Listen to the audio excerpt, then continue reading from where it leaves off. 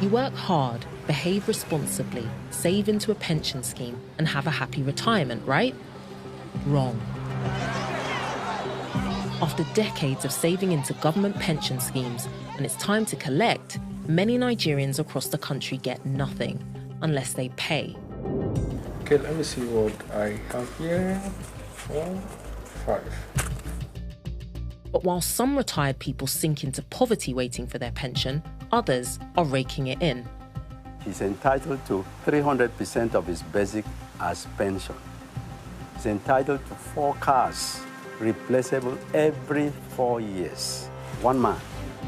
I'm Yemisi Adegoke, and I want to find out why politicians are awarding themselves huge pensions while ordinary people are having to fight to get anything at all. When you retire, is like you are in hellfire. You are no more a human being.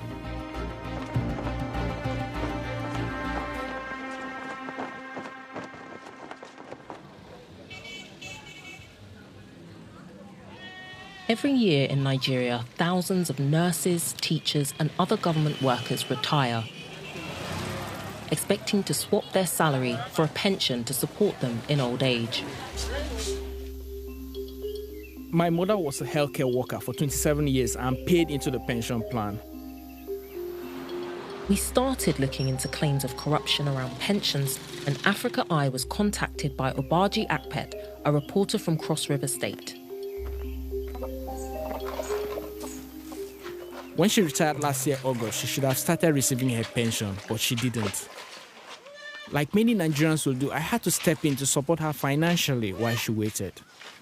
Life is no money, no nothing, and I cannot do anything. Cannot take care of my family. Even my aged mother is there. I cannot take care of her. Cannot take her to the hospital. So I am just like that, stranded. She reached out to the pension office in Calabar to find out why. And she was told she would need to pay some money to get her papers moving. Because she was anxious about her pension, my mother paid 6,000 naira. In past months, 5 months, they said they will not give me arrears. And then, in October, Obaji got in touch with the pension office. He too told us he was asked to pay a bribe of 10,000 naira, and that's when he got in touch with us. Safe journey. We asked him to secretly film any further interactions he had with the pensions officials. Bye-bye. Bye. A month later, he was asked to come to Calabar by one of the officials. Her name is Angela Essa. So far, my mother and I have made 2 sets of payments, and I still don't know when she'll get her money. According to Angela, I need to pay another person in the department. Hi, Mrs. Etta. We're supposed to give up 50 steps. You know, money in our own civil service is a step. The step they give to you and that determines maybe I'll direct you to another person, the bigger person. All right. Bye. I am off to see Angela again, this time wearing a hidden camera.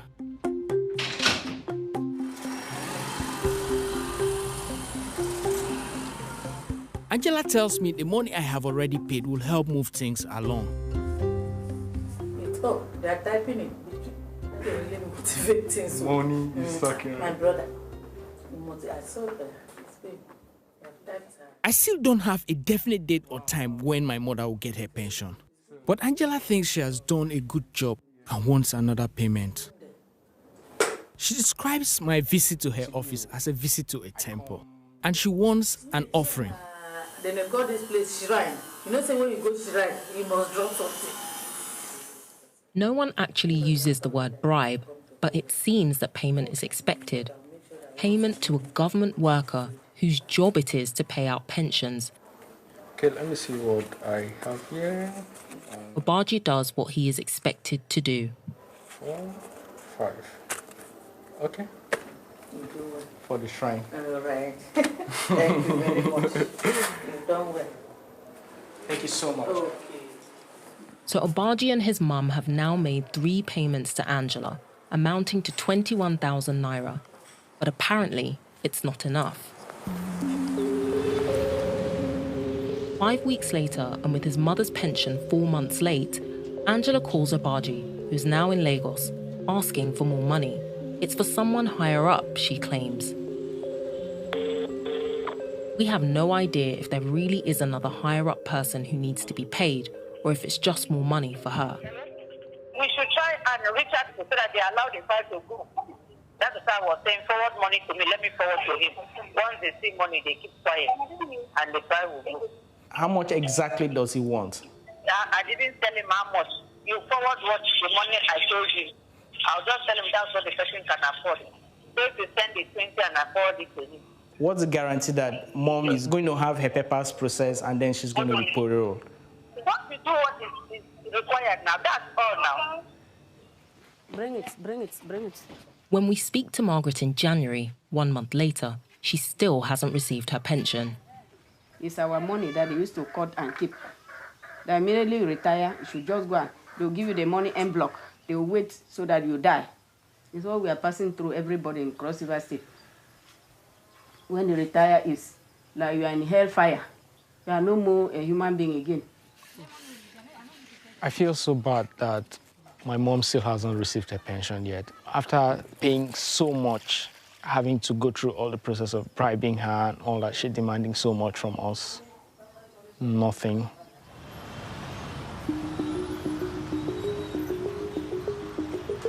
Delays in getting your pension or having to pay to get it aren't just problems in Cross River State, they are national. We've heard stories of pension corruption at all levels and across Nigeria. The pension funds are being emptied, leaving nothing to pay people with. And in fact, in 2019, 400 billion naira was owed to pensioners across the country. We then heard of another way retirees are being denied their money. I'm on my way to meet a man who's dead, according to the state. So just tell me a little bit about what you used to do for a living. I was teaching mathematics, physics. When Ogar Gabriel retired in 2000, he received his pension regularly until 2020, when it suddenly stopped. Cross River State had decided Mr. Gabriel, like over 1,000 other people in the state, either didn't exist or was dead.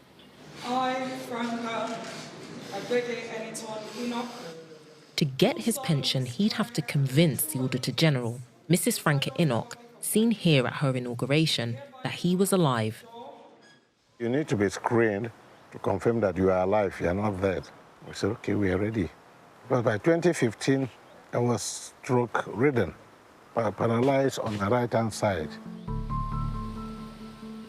Despite his medical challenges, Ogar Gabriel made the trip to the Auditor General's office. Even though he only had photocopies of some documents he was told he needed, he was confident. Seeing me physically present before you is more than sufficient proof that this person is alive, is not dead. A dead man cannot be talking to you like that. Another reason he was confident was because he's known the Auditor General since she was a little girl. I called her name, but Franca Ode. Remember, I am the one before you, your own elder brother, your uncle. You used to call me uncle. According to him, the Auditor General was furious. And when his wife spoke up to support him, it made her even angrier. She said, don't bring personal relationship in here. So they say, go out, don't come here unless you come with a letter of apology from your wife.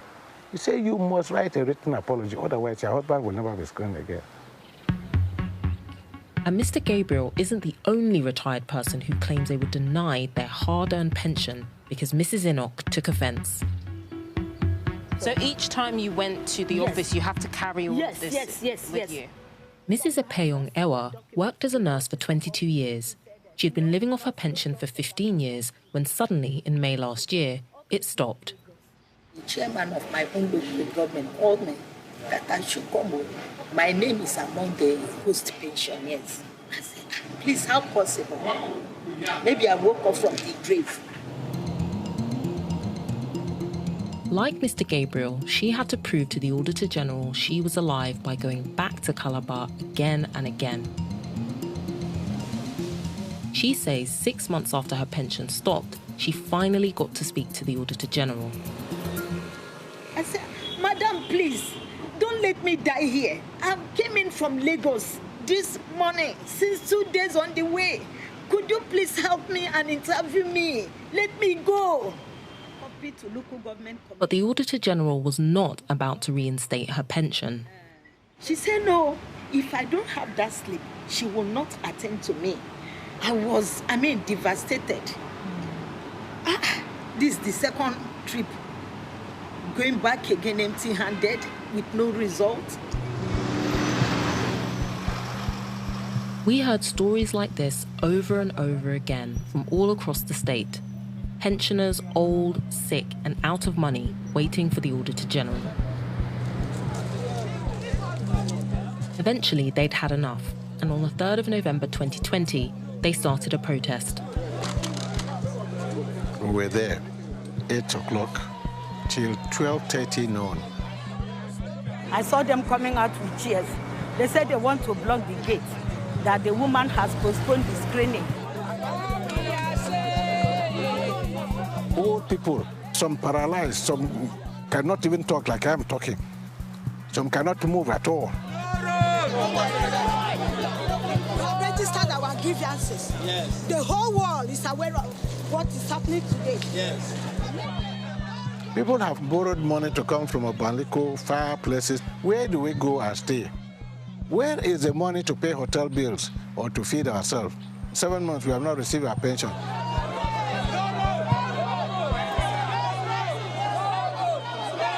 We will sit there and be waiting for her there. Once the protest had quietened down, Mrs. Iwa says she was taken into a room full of people, including the Auditor General. She began to tell them that this woman has been the one inciting this protest, that have insulted her, insulted all her staff, that for that reason she will not screen me. She wanted to deny me of my own rights for asking for my own money. She said I must apologize. If I don't apologize, either I forfeit that screening and go to court. She now begin to dictate for me what to say. They threaten me, so under duress, they now were dictating what to say. I render my unreserved apology to you for all that happened. This apology was filmed by someone in the room and put online. And the entire staff of this office. For your behavior. For my behavior. It's outrageous hearing the story of this 62-year-old woman who spent 22 years working for the state government, not only being denied her pension, but then being intimidated by the Auditor General and security personnel. Fake or ghost pensioners are a real problem in Nigeria, and the adding of fictitious names to the payroll is one of the ways money is stolen from government funds. Sometimes there are more fake pensioners than real ones. A state that cannot have more than 3,000-4,000 pensioners have 10,000. Jerry Uwa is a finance and business journalist familiar with the problem of pension fraud. But he doesn't think the culprits are ordinary people like Mrs. Ewa and Mr. Oga. What happens is that somebody will add names of non-existent pensioners. That one goes to him. The people at the top, it's not something at the grassroots. The people at the top, they will pay those ghost pensioners immediately, and the money goes into their pockets. It's not something that a clerk can do, because it will be discovered. It's right up there. So how can states tackle the problem of ghost pensioners? Kolawole Oluwadare is the Deputy Director of SERAP, an organisation that advocates for more transparency in government. He says technology should be available to identify them. If we have digital ID system that is robust enough that covers everyone, why can't payments be done electronically? Why do they have to come physically? Covering great distances, including those staying in remote areas. And these are very poor people, by the way.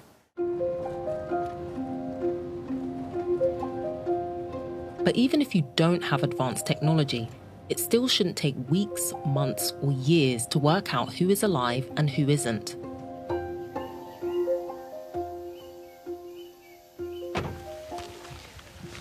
I'm in Okele, which is a community in Yala, where last October, this list was published with over 300 names of people declared dead, and as a result, their pension payments stopped.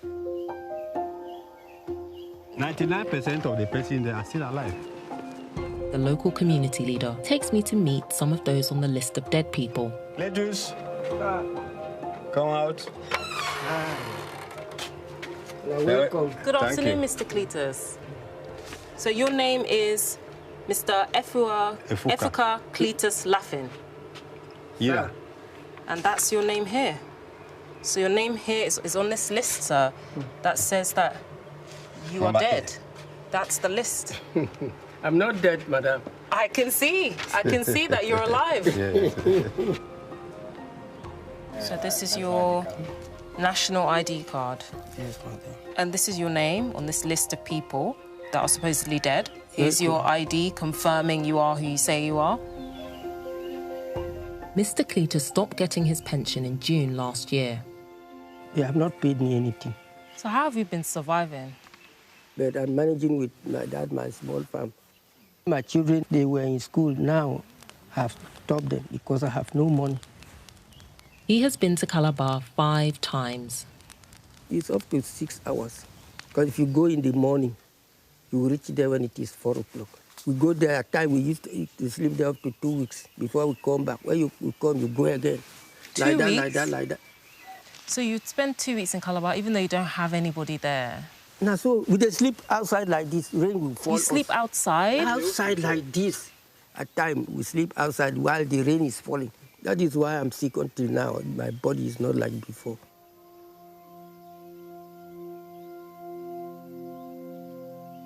Alan Captain, it's a pleasure. Good evening. I can see that your name is here on this list of ghosts. It says that you're a ghost pensioner, but here you are, alive. Yes. ID card, your voter's card. She shows us her voter card, and it appears to be the same woman who is alive and standing in front of me. Yes, my bank statement. But it's been nearly 2 years since she last received her pension. I have voter's card.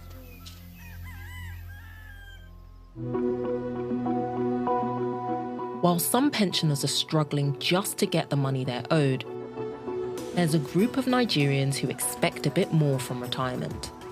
Politicians. Because Nigeria is run on a federal system, each state gets to decide a lot of its own laws, which is handy if you run the state. Like the former governor of Zamfara State, Abdulaziz Yari, who sanctioned a law just 2 months before he retired, which would give him quite a pension. He is entitled to 10 million naira every month as overhead cost. Overhead of what? Nobody knows. He's entitled to 300% of his basic as pension. And yet, this man, whose gratuity and entitlement has been paid immediately after he left office, is owing 10 billion naira in pension arrears.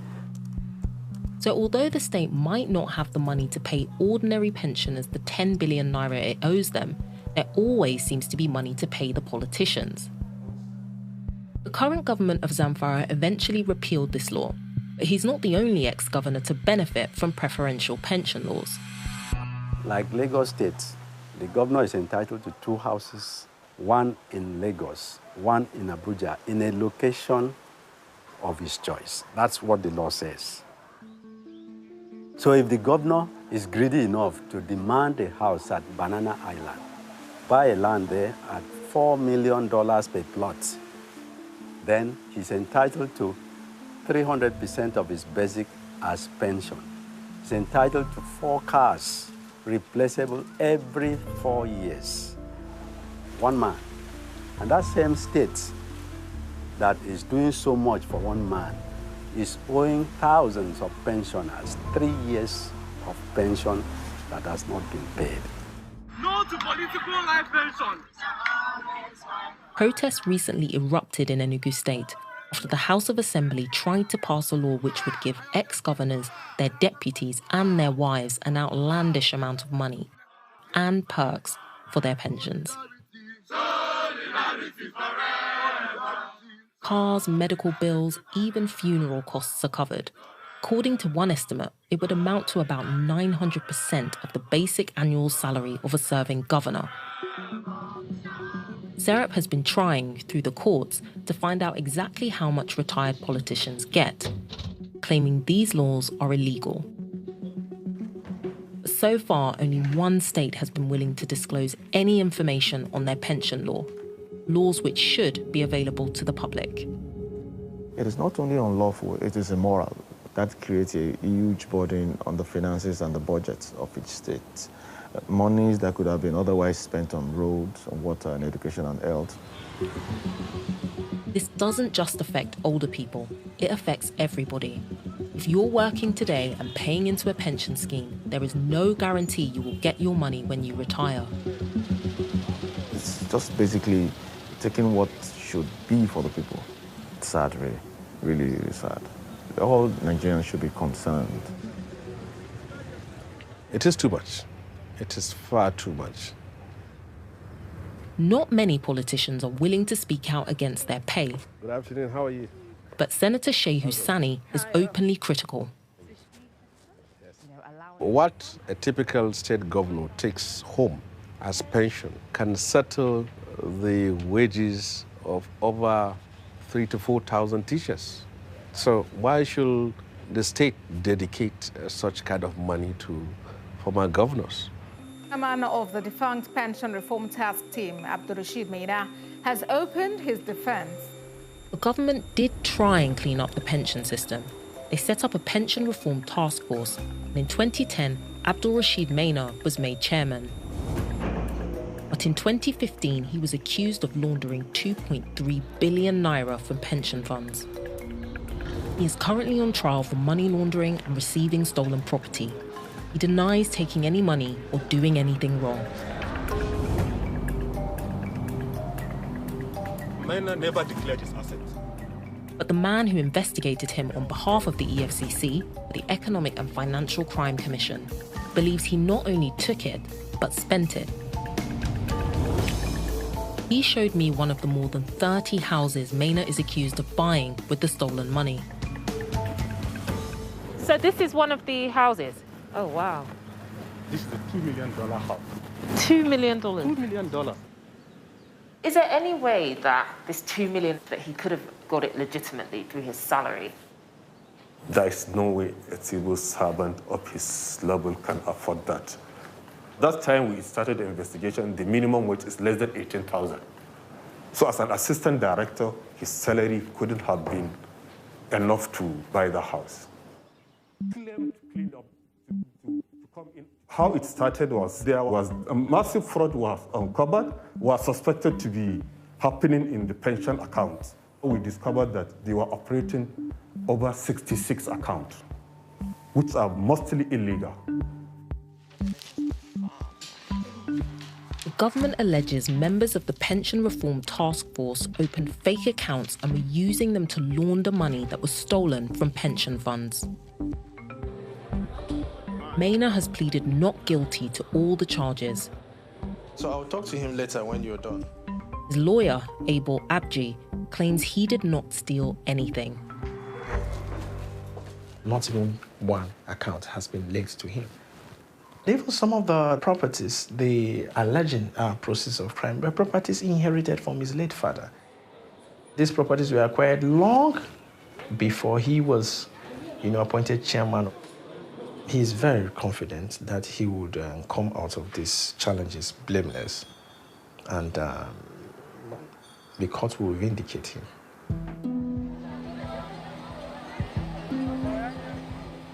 Whether Maina is found guilty or innocent, it's clear someone took 2.3 billion naira from the National Pension Fund.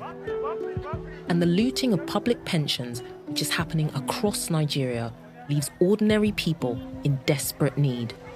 These are people that spent, their best years in service to the state. Yes. And they're now having to come and beg for what's owed to them. Not only even begging for them to be screened, the attitude, no respect given to them, no honor given to them. They are being treated as beggars on the street for their own civil rights. Those are the things that provoked my anger. Back in Calabar, where we started our investigation, Mr. Gabriel, Mrs. Ewa, Mrs. Akpet and Mrs. Mburo are finally receiving their pensions. Though not all have been paid the thousands and thousands of naira they lost due to their pensions being illegitimately withheld for so many months. Efika Cletus still has not been paid any of his pension and has no idea when or if ever he will. Despite years of promises of change from the very top, we found the pension system still hampered by incompetence and corruption, causing devastation in the lives of elderly and vulnerable Nigerians. We put the findings of our investigation to Mrs. Angela Etta, Mrs. Franca Enoch, and Governor Ben Ayode of Cross River State, and asked for their comments. They have not responded.